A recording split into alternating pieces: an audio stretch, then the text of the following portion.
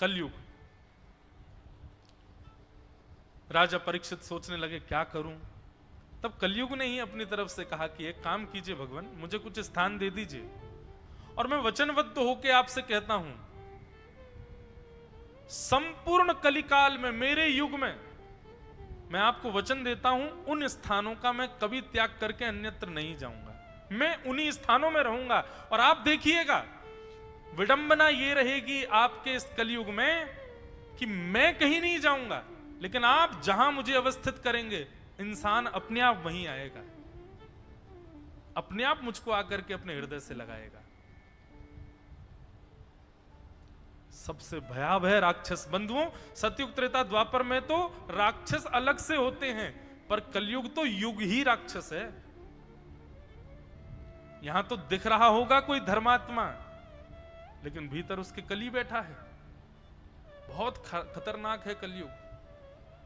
कलयुग ने कहा आप मुझे स्थान दे दीजिए और जितने कम से कम स्थान दे सको उतना विचार कीजिएगा, लेकिन मैं फिर भी वचनबद्ध होकर कहता हूं, मैं अपना स्थान नहीं छोड़ूंगा। आप संसार के जीवात्मा ही स्वयं चल करके मेरे पास आएंगे। राजा परीक्षित ने 4 स्थान प्रदान किए। द्यूतम पानम स्त्रियः सूना। कलयुग, मैं तुमको 4 स्थान प्रदान करता हूं। सबसे पहला स्थान द्यूतम, तुम जुए में रहोगे। जहां कहीं भी लक्ष्मी को दांव पर लगाया जाएगा या फिर लक्ष्मी को गिरवी रखा जाएगा, वहां उस व्यक्ति के मस्तिष्क में तुम्हारा निवास होगा। द्यूतम, जुए में तुम्हारा निवास होगा। बंधुओं, मैं कथा में अपनी एक बात कहा करता हूं, ये जो शर्त लगाते हैं ना हम लोग, ये भी जुआ होता है। लेकिन बस प्रयास कीजिए कि वहां धन का प्रयोग मत कीजिए। जैसे मुझे कल एक सुंदर भाव पता चला कि हमारे महाराज जी कभी किसी के साथ खेल खेलते हैं तो उससे एक शर्त लगाते हैं, लेकिन शर्तें बड़ी बढ़िया होती हैं। क्या? अगर तुम हार गए 108 प्रदक्षिणा करनी पड़ेगी दत्त भगवान की। अगर तुम हार गए इतने दिन के लिए मौन होना पड़ेगा। एक भैया बता रहे, बोले मैं हार गया था महाराज जी, मुझको तो पुरुषण करना पड़ा पूरा गायत्री का। वो दाव पे क्या लगाया? बोले यदि तुम हारे तो गायत्री पुरुषण करना पड़ेगा, 24 लाख जाप करने पड़ेंगे। अगर ऐसी शर्त लगाई जाए तो वो कोई भी खेल हो, आप जब दत्त धाम में बैठे हो तो यहां यही शर्त लगा लो। जैसे हमने पहले दिन कहा तो था, लेकिन पालन किसी ने किया नहीं। जिसको ज्यादा नंबर आए, कल से जिसके ज्यादा नंबर, उतनी डुबकी लगानी है उसको गंगा जी में। उतनी बार उसको कूदना है गंगा जी में। ऐसी शर्तें लगाओ। ठाकुर जी के प्रसाद पानी की शर्त लगा लो, परिक्रमा करने की शर्त लगा लो, गंगा स्नान की शर्त लगा लो, नाम जप की शर्त लगा लो, ठाकुर जी की सेवा की शर्त लगा लो, संतों को प्रणाम की शर्त लगा लो, स्तोत्र याद करके सुनाने की शर्त लगा। ये सारी शर्तें अच्छी। जैसे ही आप लक्ष्मी का प्रयोग करोगे, आपने लक्ष्मी लगाई कि वह खेल तामसी हो जाएगा, उसमें कलयुग पूर्ण रूपेण साक्षात आके बैठ जाएगा। इसलिए कलयुग का पहला स्थान द्यूतम, कलयुग का दूसरा स्थान पानम, मदिरा पान, भक्ष भक्ष सेवन। और एक बात कहते हैं बंधुओं, बिना ठाकुर जी के भोग लगी किसी भी वस्तु का पान यदि आप करोगे, उसमें कलयुग का निवास है। अब अभी तक तो मैं थोड़ा इसमें छूट देता था लोगों को कि प्रयास करो ज्यादा से ज्यादा पाओ, पर अब मैं बात अपनी बदलता हूं। अब कह रहा हूं वही पाओ जो ठाकुर जी को भोग लगा हो, उसके अतिरिक्त किसी भी वस्तु का सेवन मत करो।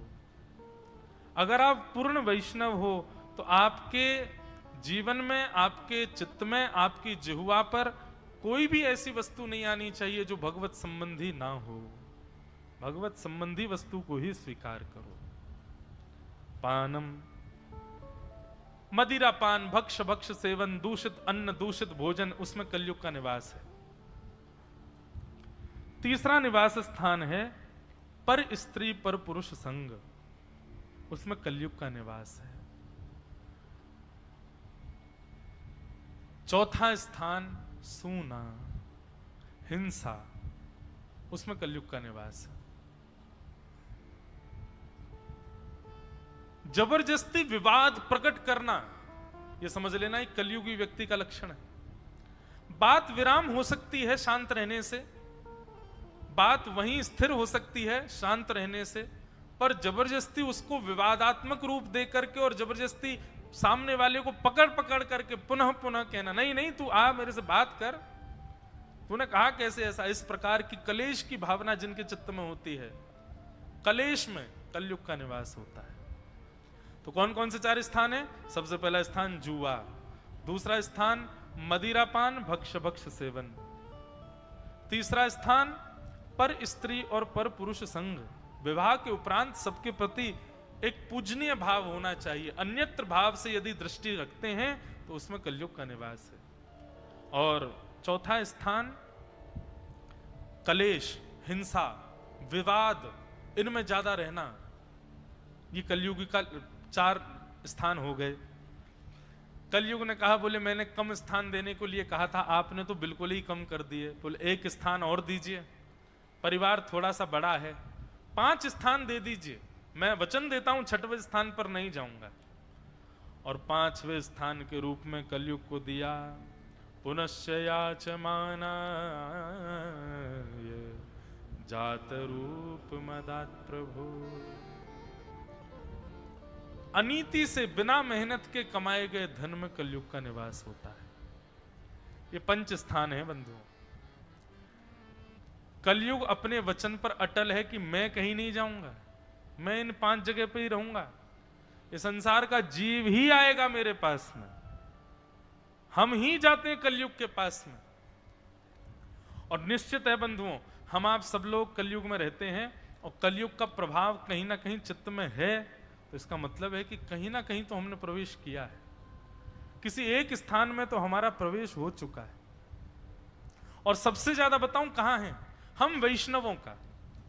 हम लोग देखिए द्यूतम तो करते नहीं, पानम तो करते नहीं, पर स्त्री संग पर पुरुष संग तो करते नहीं, कलेशों से भी बचते हैं। हम लोगों का, वैष्णवों का जो सावधान होने का स्थान है वो 2 हैं।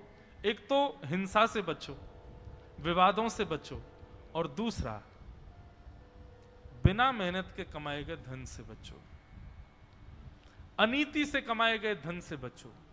अनीति से कमाया गया धन केवल यही नहीं होता, बिना मेहनत का धन।